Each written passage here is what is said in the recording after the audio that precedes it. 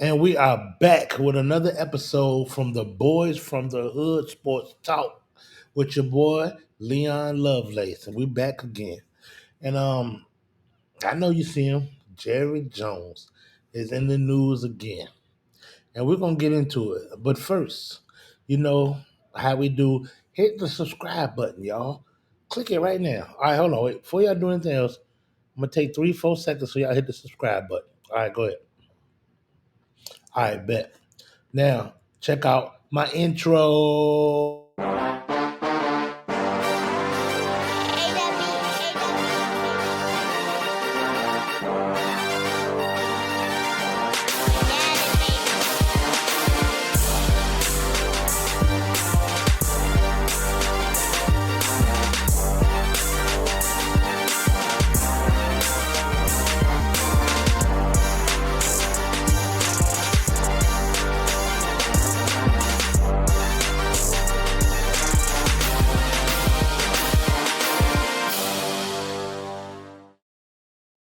And we are back again. So, I've been a Cowboys fan since 1992, 1991 actually, when they first introduced Jimmy Johnson. And I was saying, man, Jerry Jones, he's so young, he was rich. Everybody say he's an oil tycoon and he's rich and he gonna do this and that. And he built the best stadium and we had the best facilities and all the players. I remember one time Amari Cooper said, when I got to the Cowboys is when I got a chance to experience that football that I always dreamed of growing up, the NFL that I always dreamed of growing up. And that's because it was stardom once you got to a Cowboy. It was a different kind of feeling. It's America's team. They try to take that from us with the Patriots, but we all know the Cowboys will always is and always will be America's team. So we're gonna break down what Jerry Jones is saying because I've been hearing about a fuss about he said this and he said that, but I really don't know what's going on. So I'm about to tap into it and we're gonna do a little reaction. Let's see what he's talking about. Teams reporting left and right. The Cowboys are in camp. But as always, Jerry Jones is the one taking center stage. We're waiting for a contract extension for Micah Parsons. Should be simple. But with Jerry Jones, it never is. He was asked about it yesterday, and in typical Jerry Jones fashion, he made headlines. Just because we sign him doesn't mean we're going to have him. He was hurt 6 games last year. Seriously. We've signed, I remember signing a player for the highest paid at the position in the league, and he got knocked out 2/3 of the year, Dan Prescott. So there's a lot of things you can think about when you, just as the player does, when you're thinking about committing and guaranteeing money. All right, that was rough. My God, man. J.J. Watt spoke for, I think, all football players when he posted, anytime you can publicly take a dig at your star quarterback and your star pass rusher simultaneously right before the season begins, you just got to take it. Nothing makes guys want to fight for you more than hearing how upset you are that they got hurt while fighting for you. And it should be noted, Micah Parsons retweeted that. Yeah. Which in the modern parlance is basically the same thing as getting up and screaming, I'm mad. Yeah. Really? Damn, Jerry. Yeah, I'm sitting here trying to, what can I say good about this? JJ Watt, why JJ Watt? Why would you get involved with this? So let's start with the news part of this, if indeed there is any. What? I mean, did he? I think Jerry Jones also said yesterday he still hasn't spoken to the agent, so they don't seem any closer today as training camp gets underway than they were at any other point to getting a deal done with Micah Parsons, and now he's saying this. Greeny, my understanding going into training camp was that the Dallas Cowboys hadn't even submitted a contract proposal to Micah Parsons yet. Camp is getting underway. What's the rush? And this is par for the course in Dallas. The Cowboys never seem to move very slowly with any of these big-time contracts. If we go back to last offseason, there's the blueprint. C.D. Lamb didn't get done until late August. Dak Prescott didn't get done until hours before the season opener against the Cleveland Browns. Now look, if the Dallas Cowboys last year had signed Dak Prescott at the start of the offseason, right around the time that the Lions signed Jared Goff, we could assign him a contract value in the low 50 millions. It's reasonable to think that that would have been the number in May. It wasn't in September. With CD Lamb, if they had signed him right around the time that Amon-Ra Brown got $30 million, or A.J. Brown $32 million, they waited till August 27th. CD Lamb gets $34 million.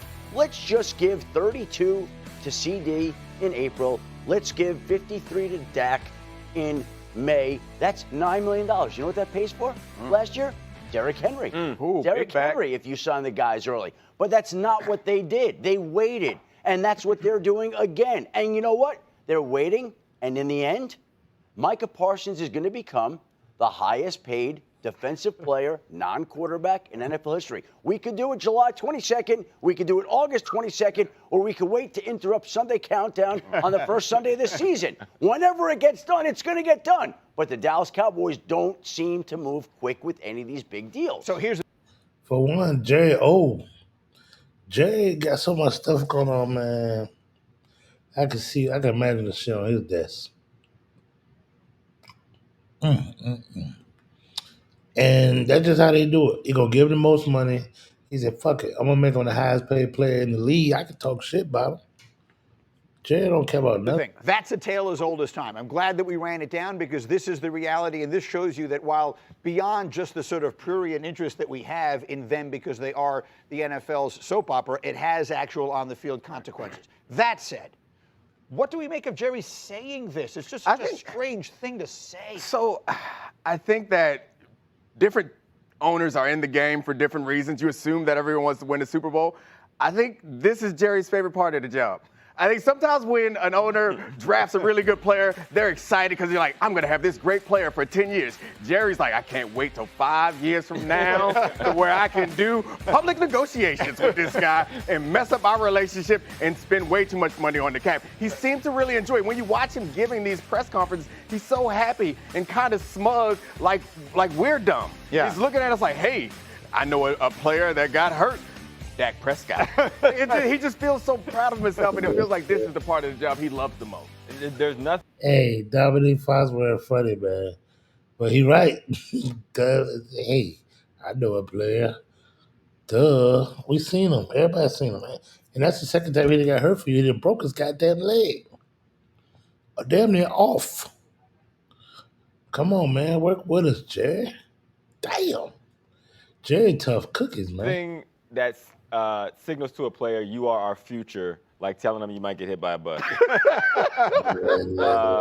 So Jerry Jones' public negotiation tactic, and I call it a tactic because every time they're in this situation, every August, every training camp that comes around where there's a contract dispute, you can almost hear the talking points that he's giving the agent or the player or his team when he's talking to the media. It happened with Zach Martin when he says, we're going to get used to you not being around. With CeeDee Lamb, there's no sense of urgency to sign you. With Dak Prescott, well, contract isn't the only reason you can't be here. It might be an injury. It might be level of play. This is the messaging that you know he's sending, and he's doing the same thing with Micah Parsons. The problem, to your point, is it always ends in a deal. You always overpay and get the tax that because it took you so long, but there's nobody to call for that. Look, pay the man. Pay Michael Parsons. We need him. And hopefully the new coach, I don't even know who our defensive coordinator is. Damn, let me see. Hold on. Let me see. Let me check with Chuck. I'm going to let this play while I check with Chuck. Because you're both the GM and the owner. Losing $9 million a season is significant for somebody that would be in that position if they had a boss that wasn't themselves. It's worth pointing out that in the beginning of that soundbite, you may have noticed the camera was on the coach, Brian Schottenheimer.